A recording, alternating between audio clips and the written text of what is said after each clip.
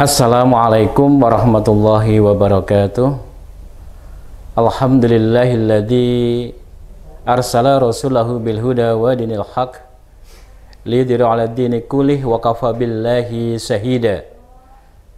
Asyhadu an la ilaha illallah wahdahu la syarikalah wa asyhadu anna Muhammadan 'abduhu wa rasuluh. Allahumma salli wa sallim ala nabiyyina Muhammadin wa ala alihi wa sahbihi wa man tabi'ahum bi ihsani ila yaumiddin. Pemirsa yang dirahmati Allah Subhanahu wa taala, pertama-tama mari kita panjatkan puja dan bersyukur kita kepada Allah Subhanahu wa taala yang telah memberikan rahmat, taufik dan hidayah kepada kita semuanya, sehingga pada kesempatan yang mulia ini, di bulan yang penuh barakah, yang penuh maghfirah dan rahmat Allah Subhanahu wa taala, kita masih diberi kesempatan bisa bertemu dan bisa melaksanakan amalan-amalan yang wajib maupun amalan-amalan yang sunnah. Semoga kita bisa keluar dari bulan Ramadan ini dengan membawa titel yaitu hamba-hamba yang muttaqun. Salawat dan salam semoga Allah curahkan kepada baginda Nabi Allah Muhammad sallallahu alaihi wasallam. Pemirsa yang dirahmati Allah Subhanahu wa taala, marhaban ya Ramadan. Marhaban ya Ramadan. Marhaban ya Ramadan. Kalau kita lihat puasa ada di hampir semua agama, ada di hampir semua kredo budaya dan masyarakat yang ada di dunia ini. Puasa yang mereka lakukan dengan cara yang hampir sama atau mungkin berbeda, tetapi satu esensi tujuan, yaitu kepengen mendekatkan diri kepada Sang Pencipta. Kalau kita lihat bagaimana Bunda Maria, beliau berpuasa ketika detik-detik terakhir, ketika mau melahirkan sang putra, yaitu Nabi Isa alaihi salam.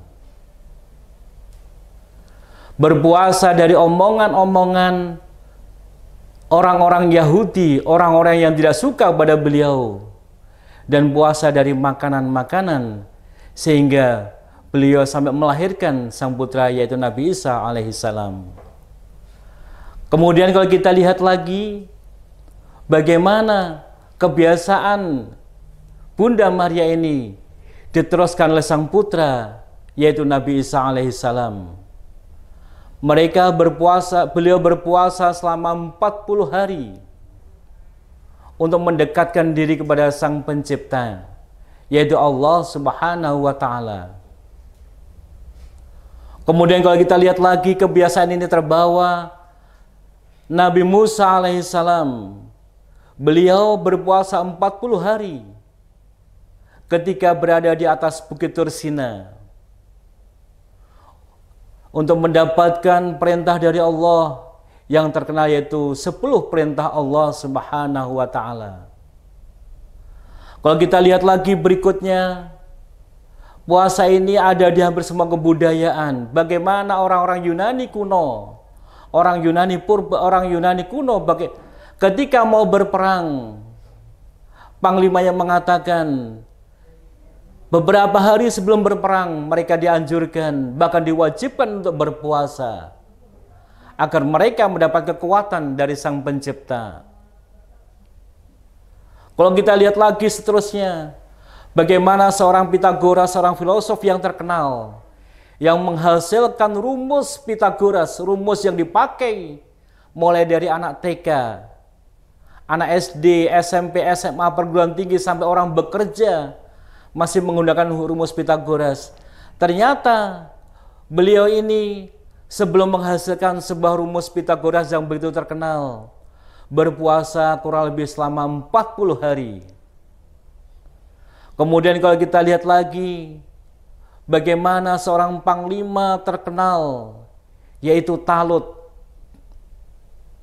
Ketika mau berperang melawan panglima yang terkenal, yaitu tentara Jalut dan tentaranya yang begitu hebatnya, mereka hanya mengatakan kepada tentaranya, "Wahai tentaraku, kita di depan ada musuh yang begitu kuat, ada panglima yang begitu hebat. Kita akan berperang maju. Tapi ingat, kita akan melewati sebuah sungai yang bersih. Silahkan kalian minum secukupnya. Tapi jangan sampai berlebih-lebihan, karena Allah tidak menyukai hambanya yang berlebih-lebihan." Dengan demikian, akhirnya tentara Talut bisa menghancurkan tentara Jalut yang begitu luar biasa. Inilah bagaimana puasa membawa kita kepada perintah Allah, membawa kita ketaatan kepada Allah dan kepada Rasul-Nya. Pemirsa yang dirahmati Allah Subhanahu wa Ta'ala, lalu bagaimana agar puasa kita ini bisa membawa makna, membawa hasil sesuai dengan tujuan yang diperintahkan Allah Subhanahu wa Ta'ala? Ada beberapa hal yang perlu kita persiapkan agar puasa ini membawa suatu hasil yang begitu besar bagi pelakunya, bagi kita sebagai hamba-hamba Allah yang beriman dan bertakwa. Yang pertama yang perlu kita persiapkan, yaitu kita menata hati kita dengan cara tazkiyatun niyah, membersihkan, menata hati kita, membersihkan niat kita, bahwa kita berpuasa hanya satu tujuan, yaitu kepingin mendapatkan rahmat dari Allah Subhanahu wa Ta'ala. Mungkin ada di antara kita yang rumahnya dekat dengan masjid, dengan musola, kemudian merasa malu kalau nggak berpuasa.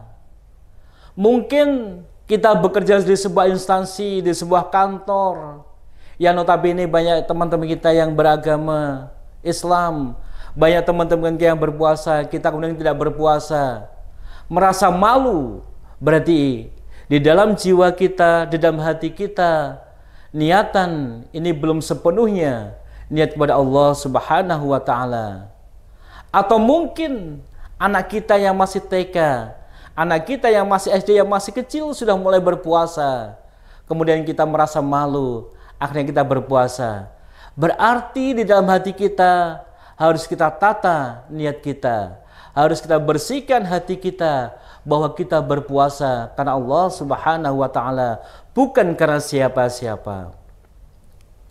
Pemirsa yang dirahmati Allah Subhanahu wa Ta'ala, yang kedua, persiapan yang perlu kita lakukan agar puasa kita membawa makna, membawa hasil, yaitu tazkiyatan nufus.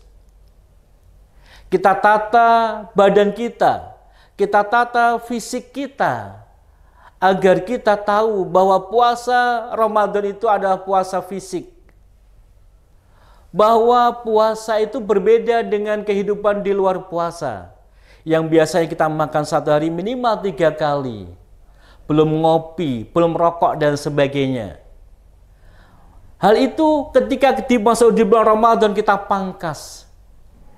Ketika yang 3 kali hanya menjadi pagi ketika makan sahur, dan maghrib ketika berbuka. Hal semacam ini kalau nggak kita biasakan, mungkin badan kita akan merasa sakit. Fisik kita tidak siap. Badan kita merasa berbeda dengan biasanya. Hal inilah yang mengakibatkan puasa kita mungkin tidak merasa nyaman. Kemudian yang terakhir, yaitu tazkiyatan amal. Mari kita siapkan harta kita sebanyak-banyaknya, agar saat kita masuk di bulan suci Ramadan, kita siap untuk bersedekah, untuk zakat dan lain sebagainya.